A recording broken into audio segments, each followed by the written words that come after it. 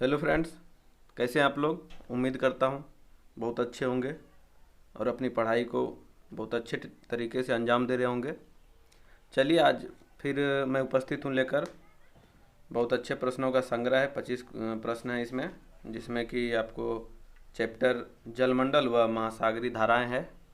चलिए पहला प्रश्न से शुरू करते हैं और जो भी मार्क्स आए उसको कमेंट बॉक्स में कमेंट जरूर करें। ठीक है, चलिए पहला प्रश्न देखते हैं। संपूर्ण पृथ्वी का कितने भाग में जल का विस्तार है? देख लीजिए क्वेश्चन, आंसर कीजिए। इसका आंसर हो जाएगा 3/4 भाग, क्योंकि 71% जल है और 29% भूमि है, जिसके हिसाब से 3/4 सटीक बैठता है। वैसे कहीं कहीं 2/3 भी दिया मिलेगा, लेकिन वहाँ पर आप देखेंगे तो 3/4 नहीं रहता है। यहाँ पर क्लियर रहिए। चलिए नेक्स्ट क्वेश्चन देखें, बढ़ते हैं अगला। समुद्र जल की औसत लवणता कितनी होती है? इसको कर लीजिए आंसर, ऑप्शन आपके सामने है। तो इसका आंसर हो जाएगा 35%। समुद्री जल की औसत लवणता 35% होती है। नेक्स्ट क्वेश्चन देखिए। गुआम द्वीप स्थित है, बताइए कहाँ स्थित है। गुआम द्वीप के बारे में पूछा जा रहा है। तो गुआम द्वीप आपका हो जाएगा प्रशांत महासागर में। गुआम द्वीप प्रशांत महासागर में स्थित है। और इसमें थोड़ा सा एक बात और बता दे रहे हैं कि जैसे प्रशांत महासागर में आप जानते होंगे मेरियाना गर्त है। ठीक है, मेरियाना गर्त जो है वो प्रशांत महासागर में स्थित गुआम द्वीप के समीप ही है। ठीक है ना। चलिए नेक्स्ट क्वेश्चन देखिए। चंद्रमा का ज्वार उत्पादक बल सूर्य की अपेक्षा कितना होता है? इसका आंसर करिए। इसका आंसर हो जाएगा 2 गुना। तो इसमें जो है चंद्रमा का ज्वार जो है वो सूर्य की अपेक्षा दुगना होता है। इसका कारण क्या होगा बताइए। तो इसका कारण है कि चंद्रमा जो है वह पृथ्वी के बहुत ज़्यादा नज़दीक है सूर्य की अपेक्षा। ठीक है, तो उसके कारण इसका ज़्यादा ज्वार उत्पादक बल लगता है। चलिए नेक्स्ट क्वेश्चन देखिए। नेक्स्ट क्वेश्चन है, महासागरों और समुद्रों में ज्वार भाटा के लिए उत्तरदायी कारक कौन नहीं है? ध्यान दीजिएगा, कौन नहीं है। आंसर करिए इसका। इसका आंसर हो जाएगा नन। बाकी जो सूर्य का गुरुत्वीय बल, चंद्रमा का गुरुत्वीय बल और पृथ्वी का केंद्रीय बल, तीनों के कारण समुद्र में ज्वार भाटा आती है। ठीक है, तो इसीलिए तीनों का बल लगता है उस पर, इसीलिए इसका आंसर हो जाएगा नन। चलिए नेक्स्ट क्वेश्चन देखिए। ग्रांड बैंक जो है स्थित है, आंसर करेंगे इसका। इसका आंसर हो जाएगा अटलांटिक महासागर। ग्रांट बैंक जो है वो अटलांटिक महासागर में स्थित है। तो इसमें इसका थोड़ा सा डिटेल बता दे रहे हैं कि अटलांटिक महासागर में आप जानते होंगे एक जगह है न्यूफाउंडलैंड, जहाँ पर कि गल्फ स्ट्रीम का जो गर्म जलधारा है और लेब्राडोर जो कि ठंडी जलधारा है, वो जो दोनों मिलती है तो वहाँ पर मछली बहुत ज़्यादा वहाँ पर पाया जाता है, उस धारा के मिलन स्थल पर। उसी को जो है ग्रांड बैंक कहते हैं, वहाँ पर मछली ज़्यादा पाया जाता है। ठीक है ना। नेक्स्ट क्वेश्चन देखिए। ठंडी जलधारा अधिकांशतः बहती है, इसमें ऑप्शन दिया गया है, देख लीजिए। पूर्व से पश्चिम, पश्चिम से पूर्व, निम्न अक्षांश से उच्च अक्षांश, उच्च अक्षांश से निम्न अक्षांश। इसका आंसर करिए। इसका आंसर हो जाएगा उच्च अक्षांश से निम्न अक्षांश।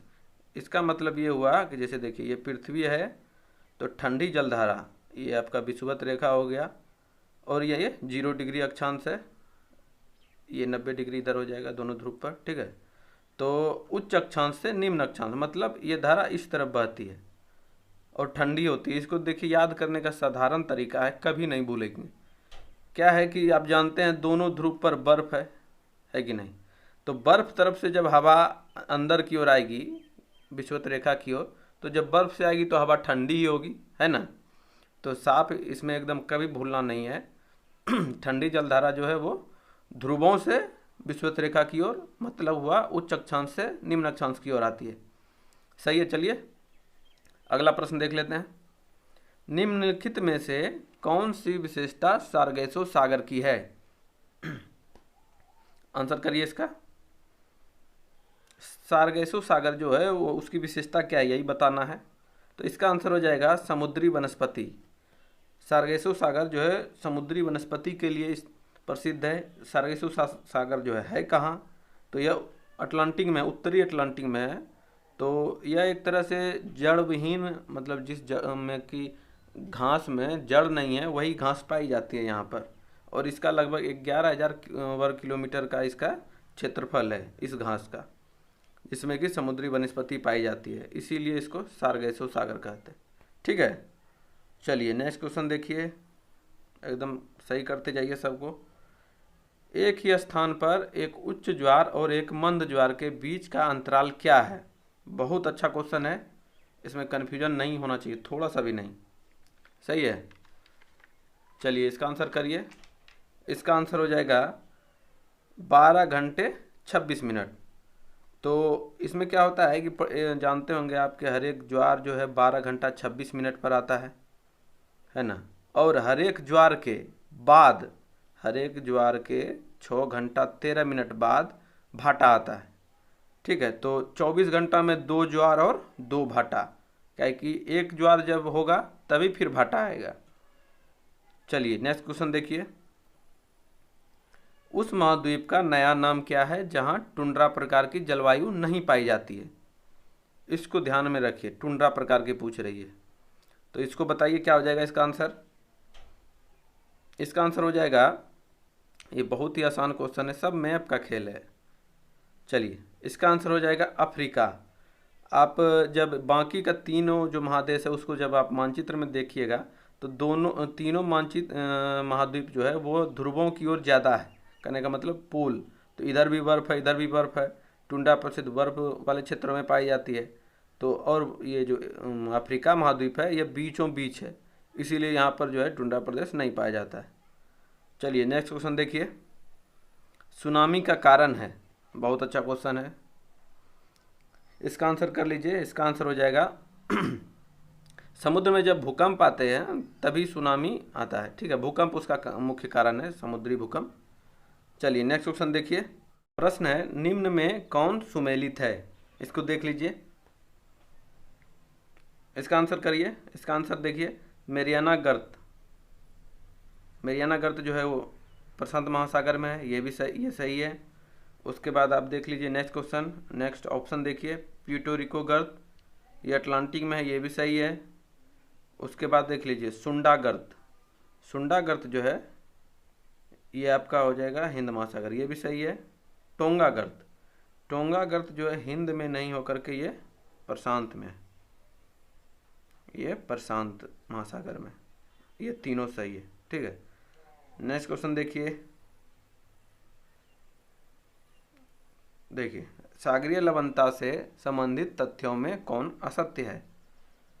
आंसर करिए इसका। इसका आंसर हो जाएगा ऑप्शन ए। ठीक है, वर्षा जो है लवणता को बढ़ाता नहीं है बल्कि घटा देता है।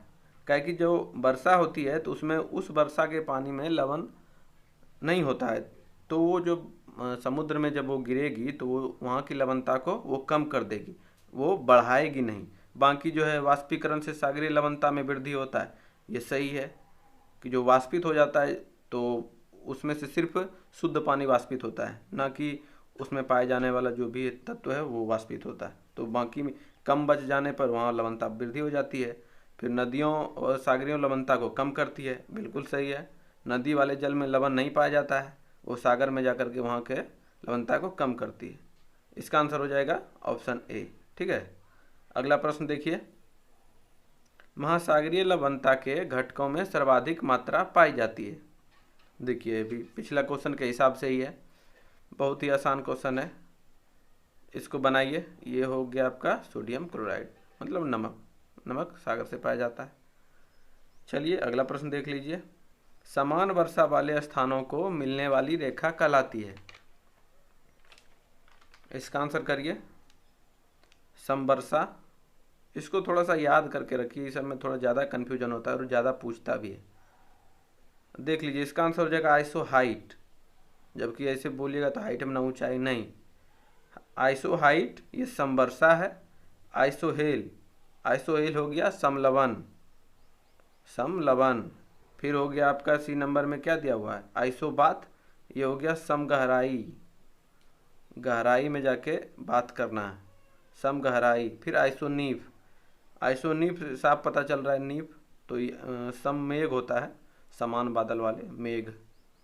ठीक है, नेक्स्ट क्वेश्चन देखिए। कुछ अपना लॉजिक लगा के रखिए, जिससे क्या होगा कि आप भूलेंगे नहीं, अपना लॉजिक ज़्यादा सटीक बैठता है। ग्रेट ब्रिटेन नहीं, great barrier reef, great barrier reef Australia के किस तट पर स्थित है? यह क्वेश्चन बहुत बार पूछा गया है। ये सब मैप का खेल है, मैप देखिए पता चल जाएगा। ये जो है ग्रेट बैरियर रीफ, ये जो है ऑस्ट्रेलिया के पूर्व में स्थित है। ठीक है, नेक्स्ट क्वेश्चन देखिए। देखिए प्रश्न है, क्षेत्रफल में आरोही क्रम में सजाएं। ठीक है, इसको सजाइए। आरोही क्रम है तो समझ जाइए ये जो है बढ़ते क्रम में होगा, है ना। तो सबसे छोटा वाला लेते हैं। सबसे छोटा है आर्कटिक महासागर, उसके बाद हो जाएगा आपका 2 नंबर, फिर हो जाएगा 3 नंबर, फिर 1 नंबर। सबसे बड़ा प्रशांत, तो सबसे लास्ट में हो जाएगा। तो इसमें क्या है, इसमें एक ट्रिक भी इस्तेमाल करते हैं हम लोग, जैसे कि पहले लिख लीजिए प्रशांत, प्रशांत अंधा होकर, प्रशांत जो है अंधा होकर हिंदुस्तान में टिक गया। इसमें देखिए सब आ जाएगा ये, लेकिन ये ट्रिक जो है ये घटते क्रम में। एक सिर्फ याद रखना है कि प्रशांत सबसे बड़ा है, तो प्रशांत हो जाएगा प्रशांत अंधा होकर हिंदुस्तान में टिक गया। ठीक है, तो हाँ एक चीज़ और बता दे रहे हैं कि अंध महासागर को ही अटलांटिक महासागर कहा जाता है। यहाँ पर कंफ्यूज नहीं होना है, अंध महासागर को ही अटलांटिक महासागर कहा जाता है। ठीक है, मृत सागर इसलिए कहा जाता है, बताइए मृत सागर जो कहा जाता है, डेड सी, क्यों कहा जाता है? इसका आंसर करिए।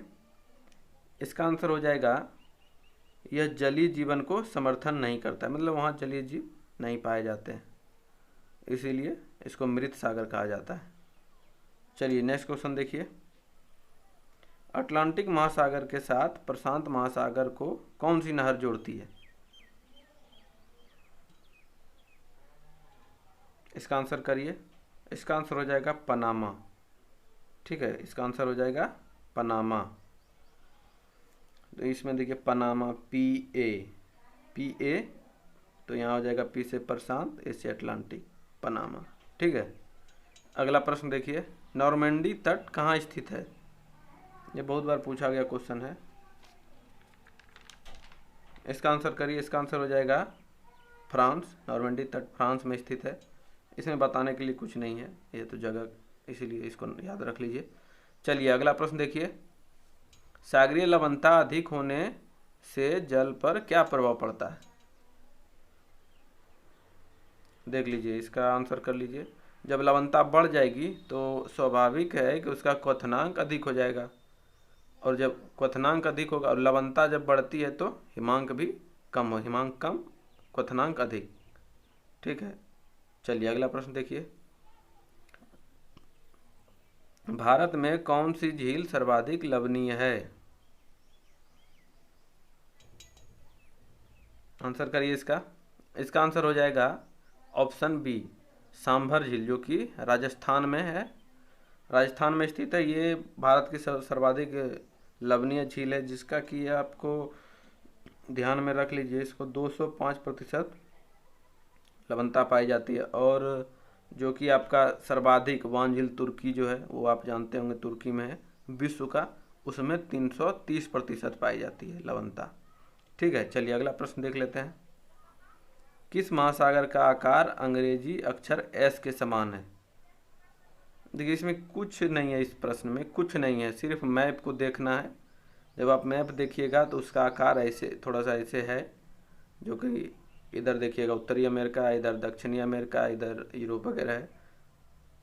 तो ये एस के आकार का ऐसे मुड़ा हुआ, इसीलिए ऐसा प्रश्न बन जाता है। इसका आंसर हो जाएगा अटलांटिक।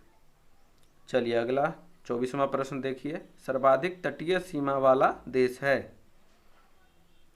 बनाइए इसको, इसका आंसर कर लीजिए। देखिए इसका आंसर हो जाएगा कनाडा, जो कि सर्वाधिक तटीय सीमा वाला है, और इसका सीमा लगभग जो है 2 लाख किलोमीटर के आसपास है विश्व में, जो कि सर्वाधिक है। चलिए नेक्स्ट क्वेश्चन देखिए, और आज का अंतिम प्रश्न होगा हमेशा की तरह, सागरीय जल का उच्चतम वार्षिक तापमान सर्वाधिक हो जाता है। इसका आंसर करिए, सागरीय जल का उच्चतम वार्षिक तापमान सर्वाधिक हो जाता है किस महीने में?